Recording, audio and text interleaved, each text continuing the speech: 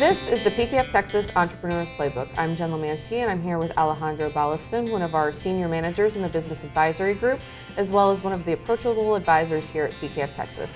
Alejandro, welcome to the Playbook. Thank you for having me. It's a pleasure. So I know we advise business advisory. We advise our clients on a lot of different things, and one of those things are kind of like their annual business plan, looking forward, figuring things out.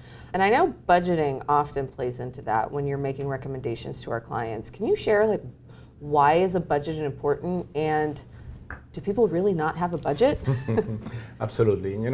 Especially in medium and small size companies, it's pretty normal to find out that they don't have a formal budget. Mm-hmm. Doesn't mean that they don't have goals or they don't coordinate to get their goals.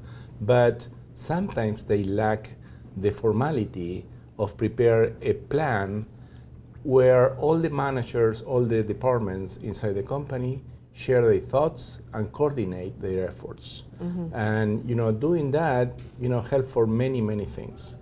First, is good for accountability, because when you set goals and everyone knows what the goals are for the company, you can determine, in the middle of the year or during any period of time, if you are, below or under, mm-hmm. Or about your projects.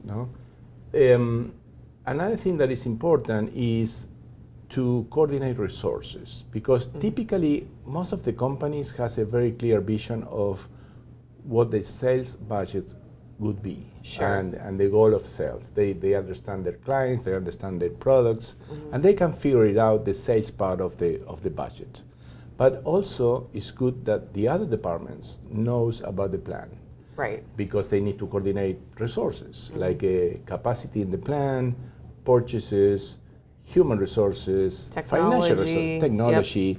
Yep. And for example, you need to coordinate if the sales budget is growing a lot. Probably you have to evaluate capital expenditures. Mm-hmm. You need to evaluate if you need to expand your plant or if you need to add another shift in your manufacturing area. Sure. Many things. And if any impact that you have in your company, sooner or later is going to affect your cash flow.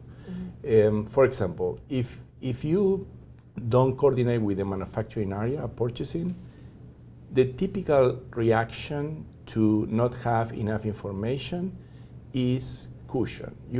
You buy just in case, mm-hmm. because you don't want to be in the position, if you are the manufacturing manager or the purchasing responsible, to not to have the products if the salespeople need them. Right. But on the other hand, you don't want to be overstocked. You don't want to have all that excess inventory that's just sitting there that then you can't move, and then you have to. Cost you money, Yeah. It's distract your financial resources in areas that you don't need to.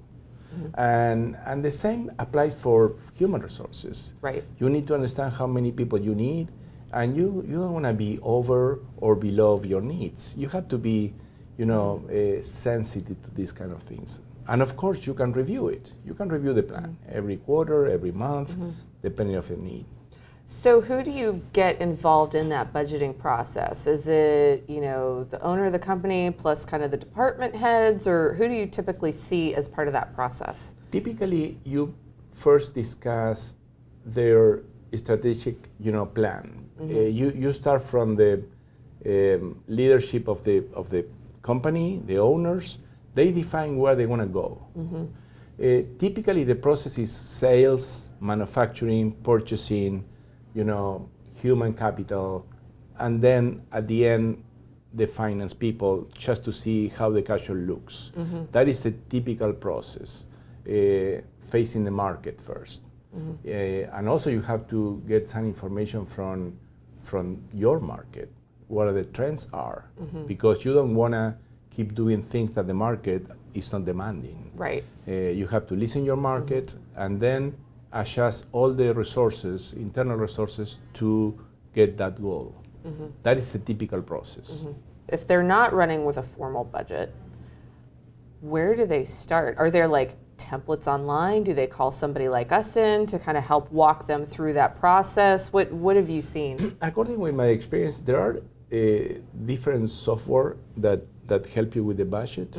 But in my experience, in our experience, is that each company has their own ways to do things. Sure. You know, we like to go from the dollar sign to quantity, price, cost, and our approach is customize the need to our client. You know, and we can go from simple, you know, spreadsheets to try to implement an application that help you with the budgeting process. ERP system type ERP, thing. You typically feed the ERP with the you know, with your spreadsheets or your calculations. Yeah, true. Yeah. So how does a budget, like, is it one of those things where once you set the budget, it is set in stone and then you're never touching it until the next year, or is it kind of a living and breathing type thing? That is a typical question because people don't understand some jargon, like a budget and forecast. This is the typical difference between the budget and a forecast. The budget typically called the annual plan, and you don't change the budget. That was the goal that you set a year in advance or a couple of months in advance. This time of the year, October, November, is when the companies discuss the budget of the next year. Yep. Then the forecast is a combination of your budget original plus the actual information that you have. For example, if the first quarter pass, you put the first quarter as an actual information and then adjust the next 90 months to finish the year. Yep. That is the typical forecast because you have to adjust and you have to have a plan B. What happens if you are 10% more or 10% less? You don't need to expend or to buy the thing that you define in the budget if the trend or the market is showing you that you are over or you are short. But of course you have to review it. Some companies do it weekly, some companies do it monthly or quarterly. Depends on the dynamic of the company, the cycle. So it's really kind of a measurement tool as well. Of course. We have a say internally that you cannot improve whatever you don't measure, and you have to measure. And we were talking, before this conversation about the human nature, that the people doesn't like to put a number in the budget because nobody wanna be judged then that you missed the target. You missed budget, yeah. But that is not the intention. The intention is to measure the variances and to learn. Right. To learn from the reality. You put a goal and then you learn why you missed and if you have to adjust in the future. Well, it sounds like we've got a lot more to dive into. I'm sure there's other tools that you like, clients to look at, and we'll get you back to talk about some of those in the future. Sound good? Absolutely, I love it. Great. Thank you. This has been another Thought Leadership production brought to you by PKF Texas, the Entrepreneurs Playbook.